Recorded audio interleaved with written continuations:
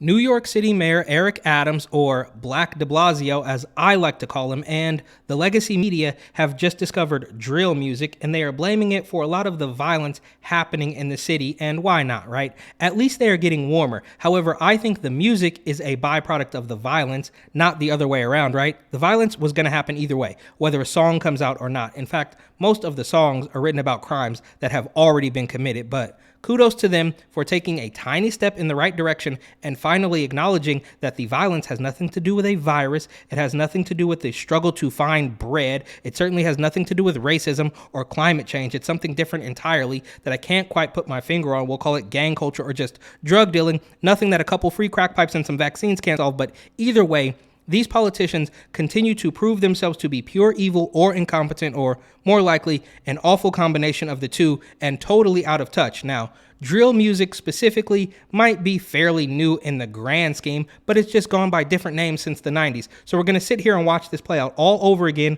where we blame the violent music or the violent movies or the violent video games, when really it's none of that. It's the drug dealing and the culture that these politicians in New York and California and now the federal government have wholeheartedly endorsed with their free needles and their safe injection sites and now their free crack pipes. But they will never acknowledge that condoning that kind of stuff might be making the crime just a little bit worse, and that is because it's all by design. They're doing it on purpose. But let's see what Pix 11 has to say about drill music and Eric Adams' response to it. Today, Mayor Eric Adams told us he was like so many New Yorkers that up until recently, he had never even heard about this gritty form of hip-hop music, drill rap. It's picking up likes and shares on social media, and some of the lyrics glorify local murders and local retaliations. Okay, so rap music is glorifying violence. That's not new. It's been happening for decades, but now they are trying to use it to deflect so they don't have to take responsibility or accountability for any of the terrible things happening in their city. They can just say, oh, well, it's the music's fault. Music is filled with hurt, pain, and anger, and calls to action. You know, rap about the person that was killed, whether they did it or not. One Hot 97 DJ took a stand saying he'll no longer play diss music, and now he's facing backlash. In recent weeks, we've heard growing concerns from anti-violence activists about diss music, also known as drill rap.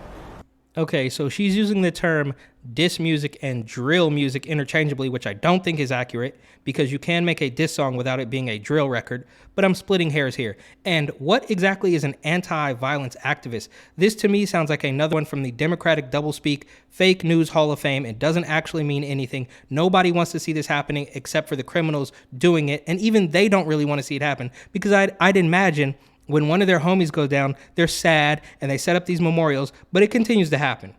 Drill rap started in Chicago. It's gaining popularity across New York City. Often rappers talk about real-life gang wars playing out on the streets of the city with an emphasis on bragging about murders and retaliation, antagonizing the victims' friends and families. Okay, so she said it right there. They are rapping about things that they have already done. So you don't need to stop the music. You need to stop the criminals, the thugs, the gangs, and then the music will eventually die out.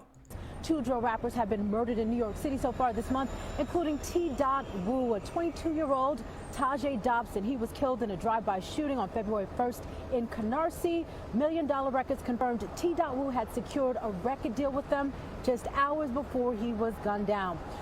Okay, so you can call this guy a rapper if you want, but he signed a record deal, or he was shot and killed shortly after he signed a record deal, which leads me to believe that he was a criminal and a thug for far longer and far before he was a rapper. And it is a little bit strange that right after he signed the deal, he got killed. That sounds a little fishy to me, but I don't know.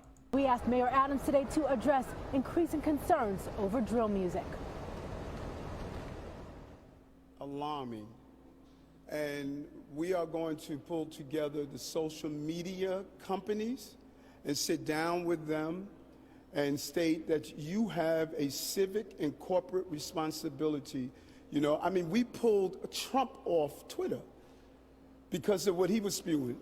Okay, so this guy is an absolute coward and a weasel. The whole story is about the music, which is still off base because you need to stop the criminals, the thugs, the gangsters before you can stop the music. The music is just a little bit of sprinkle on top of a life of crime. And he wants to take it even one degree further and say, well, we need to stop the social media. What, bro? You have the criminals, you have the music, and you want to bring in social media as though that has anything to do with it. These people are dying really in the streets. They're getting shot in real life. This has nothing to do with social media, but he's an absolute coward, and censorship is always the solution for them. And then he has to talk about Trump. Well, we got rid of him for what he was spewing. What was he spewing, bro? They never will tell you. They just say, well, I don't like that, so it should be banned. These guys are grasping at straws, and it's absolutely disgusting. Yet we are allowing music, displaying of guns, violence.